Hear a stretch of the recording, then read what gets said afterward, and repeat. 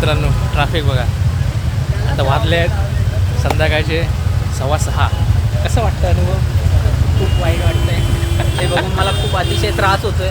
12 तास झाले. जय हिंद मित्रांनो, आज आहे स्वातंत्र्याचा दिवस आणि आज आपली बाईक राईड आहे भंडारदराच्या या ठिकाणी. भंडारदरा ठिकाणी आपण भरपूर सारे वॉटरफॉल एक्सप्लोअर करणार आहोत. स्वातंत्र्याचा दिवस म्हणजे आज फ्री रोड असणार आहे, फ्लॅग असणार आहे आणि आपली ही मंडळी असणार आहे. हे बघा.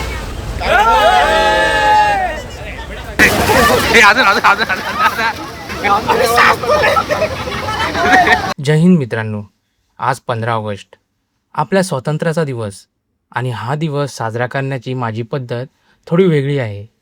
मोकळा रस्ता, डोक्यावर तिरंगा आणि बाईकचा आवाज. स्वतंत्र देशात स्वतंत्रपणे फिरण्याची मजाच काही वेगळी असते. वाऱ्याचा प्रत्येक स्पर्श आज सांगतोय आपण मुक्त आहोत. चला तर मग हा दिवस आनंदाने आणि अभिमानाने साजरा करूया. तुम्हा सर्वांना स्वातंत्र्य दिनाच्या खूप खूप शुभेच्छा. डोक्यावर तिरंगा, मनामध्ये देशाचा अभिमान आणि समोर हा अथांग निसर्ग. जेव्हा वाऱ्याचा प्रत्येक झोका अंगाला स्पर्श करून जातो तेव्हा जाणवतं की आपण किती मोकळे आहोत.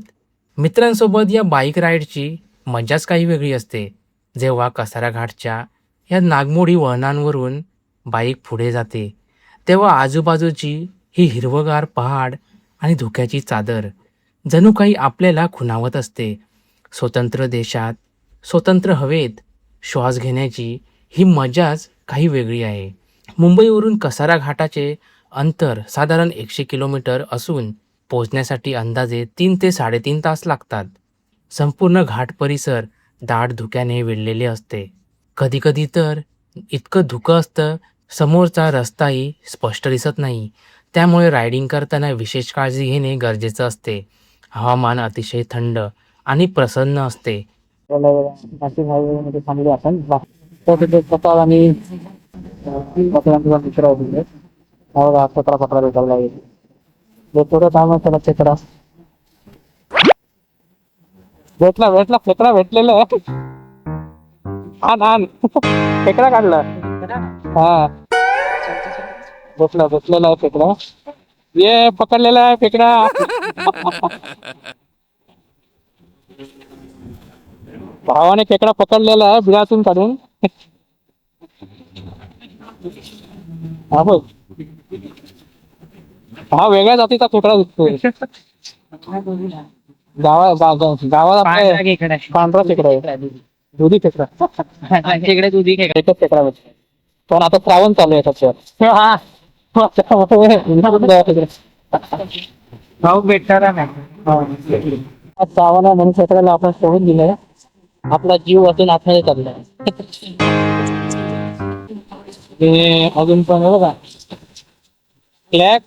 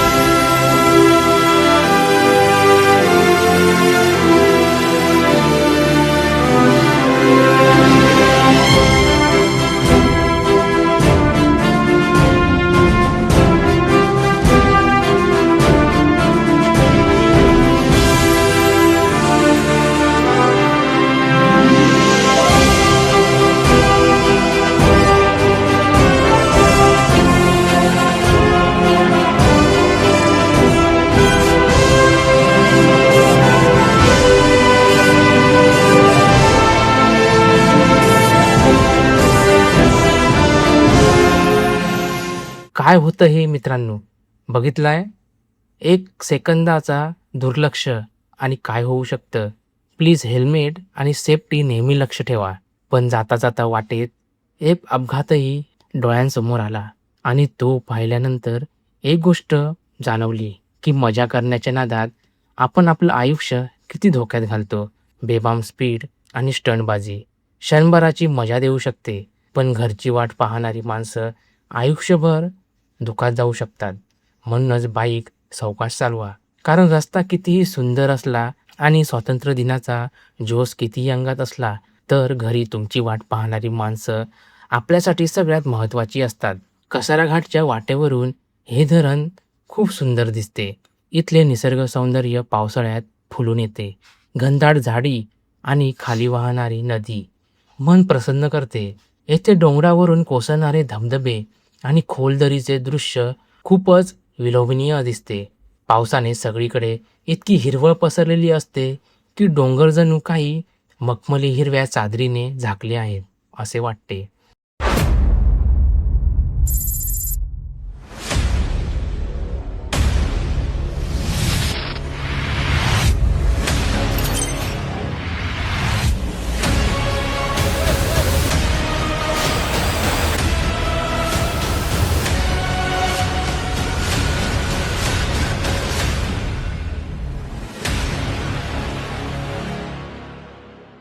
कसारा घाटातून इगतपुरीचे अंतर साधारण 15 ते 20 किलोमीटर आहे. इगतपुरी ते रतनवाडीचा हा रस्ता म्हणजे निसर्गाचं एक दुसरं रूप. ढगांच्या आतून जाणारी वाट, अंगांवर उडणारे धबधब्यांचे तुषार आणि समोर दिसणारी ही हिरवगार शिखर. खरंच स्वतंत्र भारतात मुक्तपणे फिरताना निसर्गाची ही किमया पाहण्यासारखी असते. इगतपुरीवरून वसुंधरा धबधब्यापर्यंत पोहोचण्यासाठी साधारण 20 ते 30 किलोमीटर अंतर असून 1 ते 1.5 तास लागू शकतात. रस्ता कधीही माखलेला, कधी दगडधोंड्यांचा तर कधी एकदम स्मूथ. पण खरं सांगू, हीच तर खरा राईडचा कस लावणारी राईड असते. कधी चांगला रस्ता, कधी खराब रस्ता, पण मित्रांच्या सोबतीने आणि निसर्गाच्या कुशीत चालवताना या खऱ्या रस्त्यांचाही एक वेगळाच आनंद मिळतोय. पावसाळ्यात इगतपुरी आणि घाटातील रस्ते खूप निसरडे असू शकतात. त्यामुळे गाडी नेहमी सावकाश चालवा आणि सुरक्षतेला सर्वोच्च प्राधान्य द्या. वसुंधरा धबधब्यापासून कोळटेंबे परिसराचे अंतर 5 मिनिटावर आहे. मित्रांनो, सकाळी 6 वाजता निघालेलो, उठलेलो 4 वाजता तयार बिर करून. आता एवढी ट्रॅफिक वगैरे होती ना, म्हणजे दुपारचे 2:15ला पोचलो आम्ही इथं. पोचलो पण बाकीचे पब्लिक अजूनपर्यंत आले नव्हते. एवढी ट्रॅफिक आहे, कारचे तर वांदेच लागलेले, एवढी भयानक ट्रॅफिक. जागेवर हलताना हलत होती. चाललो आहे वसुंधरा वॉटरफॉलच्या दिशेने. बघूया आता कसा व्ह्यू भेटतोय. एवढी थंडी लागता ना, एवढं फिरलो ना आम्ही, एवढं फिरलो कंटाळा पाण्यात उतरता एवढी भीती वाटली, थंडी लागू लागली थंडी. आणि आता त्याच्यावर पावसाची भर. आता पाऊस पण लागला, मग सकाळपासून पाऊस लागला नाही. आता पाऊस बघा कसं लागतं. गाडीवर होतो तेव्हा सुकलं नाही, आता सुकलं होतं पुन्हा भिजतं.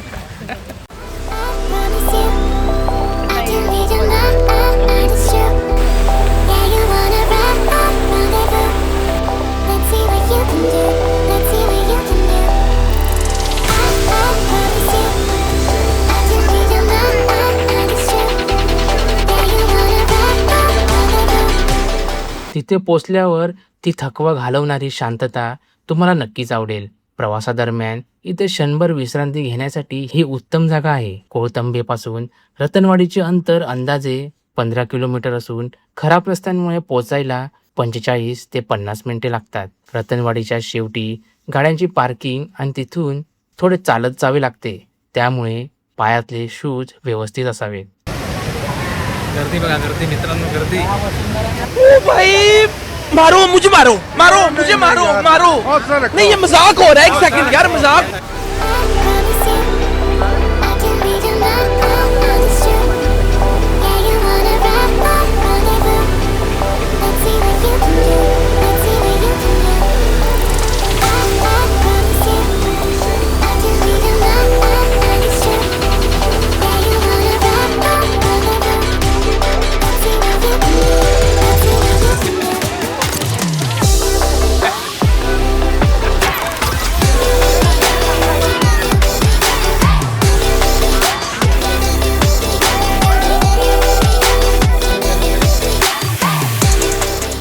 पहिला गडी बाद. अरे पैर फिर गया. हम ऐसी जगहों पर गए हैं जहां इंसान का जिंदा रहना मुश्किल था. ये काम आसान नहीं है, हर जगह खतरा है, तकलीफें हैं और कई बार निराशा हाथ लगती है. पर मुझे इस बात की खुशी है कि मेरे पास ऐसी टीम है जो इस शो को मुमकिन बनाती है. झोपू का इकडे मी. अरे एकेकाचे झोप. पोट घ्यायचे.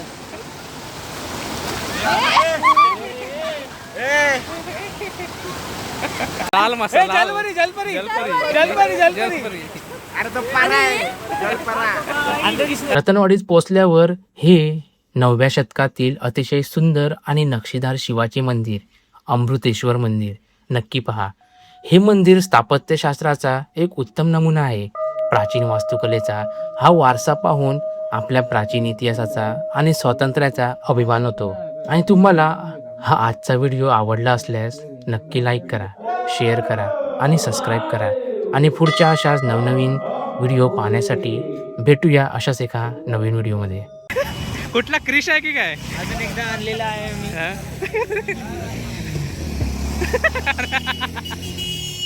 ते वाडेकरचं काय करतात ते? Joy Boy has returned!